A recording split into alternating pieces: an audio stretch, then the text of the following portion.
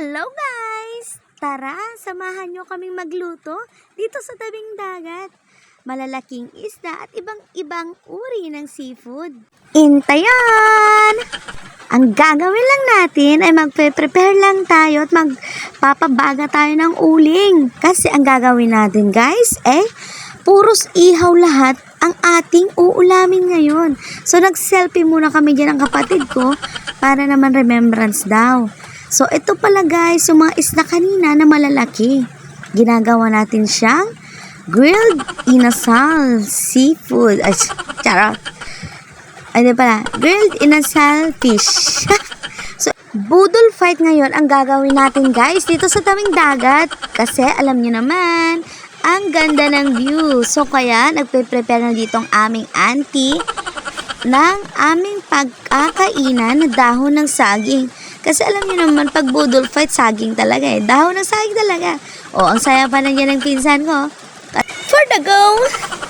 So, ito na nga guys, nagsimula na kaming mag-prepare ng aming seafood overload budol fight. So, let's go! So, tulong-tulong na kami dyan guys para paggandahin ang aming budol fight. Kasi alam niyo naman guys, hindi mawawala sa atin yung picture taking tapos video, di ba? So, ang gagawin natin, pagagandahin natin to at lalagyan lang naman natin ng konting twist tulad ng siargao.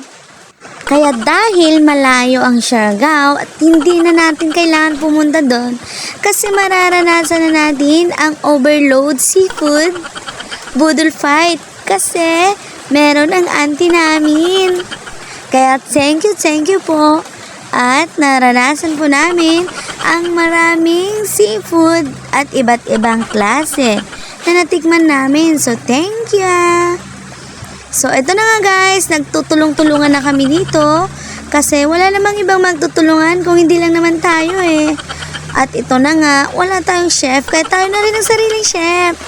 So, ito na nga guys, nagdidesisyon kami kung paano ang aming gagawin. So, tignan nyo naman guys. Kaya, ito guys, sinisimulan na namin kung paano namin maisusulat ng aming lugar. So, dito sa amin, probinsya is La Union. So, tinitignan namin guys kung kakasya ang kanin. Kasi kulang ata yung kanin guys. Kaya, medyo ninipisan na namin to guys. Pero kahit papano is maganda naman kinalabasan. So, tignan niyo man guys, ang overload seafood budol fight namin. May iba't ibang uri ng seafood. Try nyo na din mag-budol fight tulad nito guys. So, ano bang hinihintay natin? Picture taking.